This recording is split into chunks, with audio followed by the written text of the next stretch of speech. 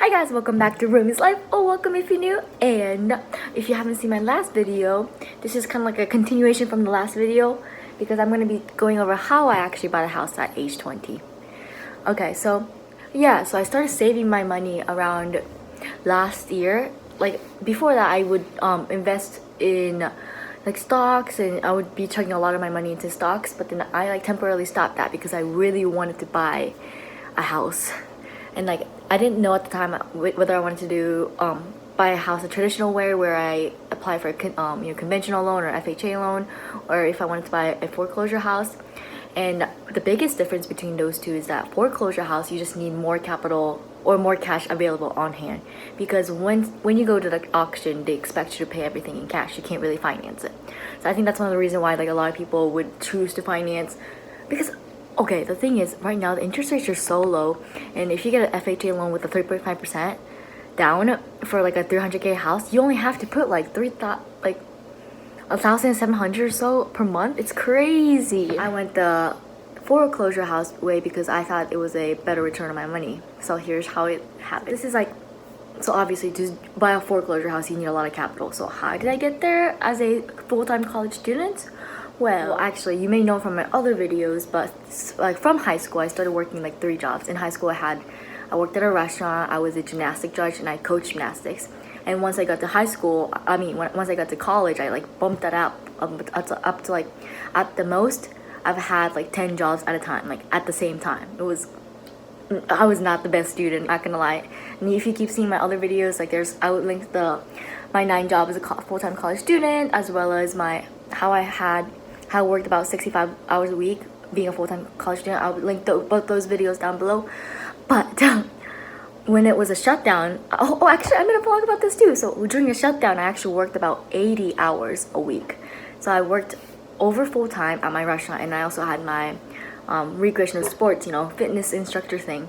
So I was working like 80 hours. So then like there's no secret, y'all. Like there was no secret to how I saved over 50K as a full-time college student. I just grinded really hard. Like there was no magical stock that gave me 100% return. There's nothing like that. I just really put in my hours.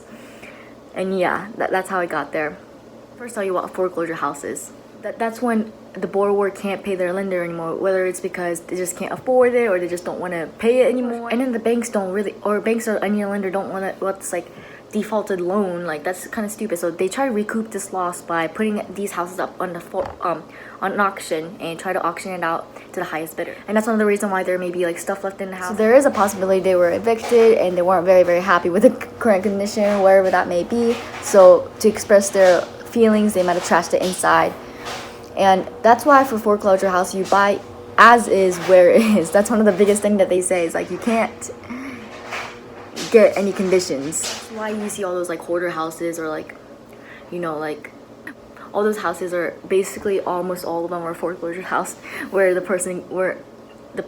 borrower were unable to pay the lender the mortgage amount or something similar like that. And so what you might be asking, so why did you go the auction route rather than going the traditional route? Well, that's because I'm only 20 years old. It's really hard for me to qualify for a good loan, because in order to qualify for a good loan, you have to have past 2 years of W-2 records. And especially if you're not a full-time worker like me, or you're an independent contractor like me, then your income varies month by month.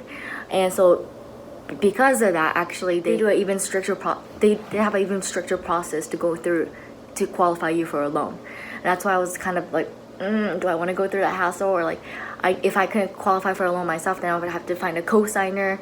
But then I came across this problem where my co-signer or my closest family members all had credits that were lower than mine. So like there was no way they could co-sign with me. So then I just went the foreclosure route, so I don't have to worry about financing. And I'll actually kind of break down what the whole auction process was like.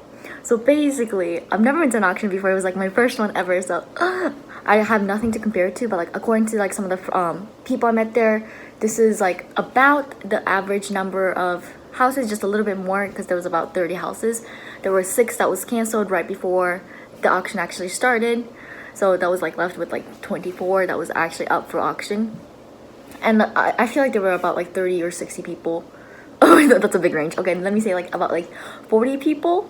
Yeah, I would say so. But this was the first auction since pre-disease. This whole thing happened because so but then usually they happen auctions at my county happen like every month or every 2 weeks. So it's been a while. It's been quite like 6-7 months since the last auction. So there were a lot of people. I think. Again, I have nothing to compare it to because this was my first auction. But like honestly, like everyone there was like they were so chill. Like they were kind of like dressed in like normal people clothes, like like freaking caps on. They all had their mask. Like thank goodness. But some of them were just like genuinely there to just like watch because it is a cool freaking atmosphere. Like when like there's like two people like going back and forth, or when there's like a big company versus a small company going back and forth. Because you can tell the difference between who were the flippers and who were the investors just by the kind of houses they keep betting on. And I did go through and see like all of the houses so I could like compare what they were betting at here. There was a house that was worth like about 700K, and like it was crazy because that one was sold for like about 400, which is like that would have been like 300. And like honestly, like that house in that neighborhood is probably worth like $1 million. So like you would have made like 600K. But like again, this was my first auction, so like going there and like seeing like what kind of capital like all these people have, and like knowing that like where I'm from, like nobody really has that capital was like pretty like insured, good for me to know as a future investor. If I do like have enough capital, then I know that no one else is gonna go against me if I do want to buy a bigger house like that. But then what's cool about the next auction was that there's like an actual hotel for like $5 million, like $5 million judgment. It was like crazy. But once you get there, so I don't know why, but like I guess like usually you would have to register and like get like one of those like board thingy, but I think they were just doing it differently where we just call it out like super loud, like so what's gonna happen is like sheriff's gonna go down the list, and that would have also been nice to know if I knew that, because like then I could have better prepared my heart, because I had a list, like I had a house I wanted like pretty down low on the list, but like if I already spent all my capital on the first house and there's not enough capital for this lower list, and like that would have been like nice to know beforehand.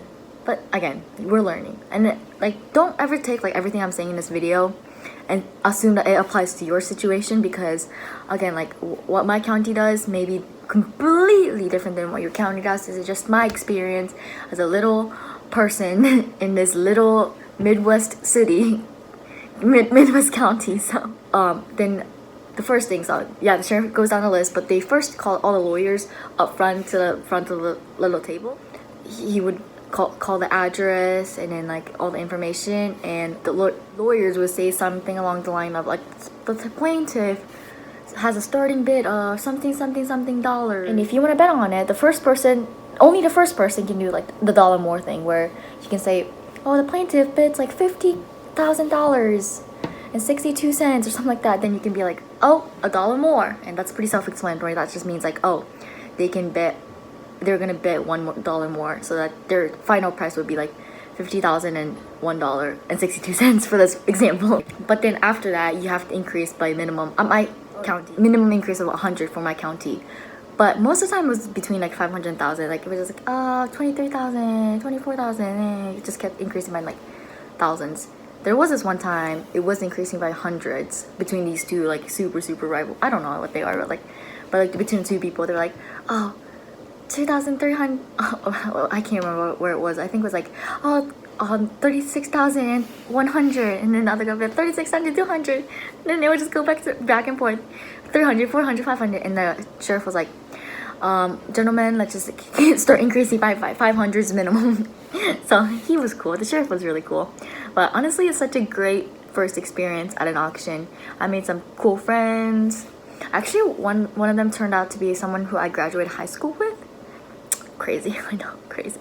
And his brother's a flipper. Like, maybe I'll get into real estate, I think it was a very cool atmosphere. This whole thing definitely wouldn't have been possible without my business partner, who like basically held my hand and just walked me through this whole freaking process of like looking at houses, looking at potential damages, estimating repair costs, making bids, and like honestly just like everything, like from like establishing like writing checks and to all these like different places my biggest advice is like find a mentor who's willing to do that for you, especially when you're young, especially when you're starting off. But then again, you can also like go to auctions just like on your free time, just find out when they are for your county, and just go and see what all the prices are, what all the biddings, what the starting amount was, and what the bidding amount was, and what the sale is worth, and just like start gazing at your market. And then honestly, there's so much content on YouTube that you can learn. So if you can't find a mentor, you can still find a lot of good content on YouTube and Facebook.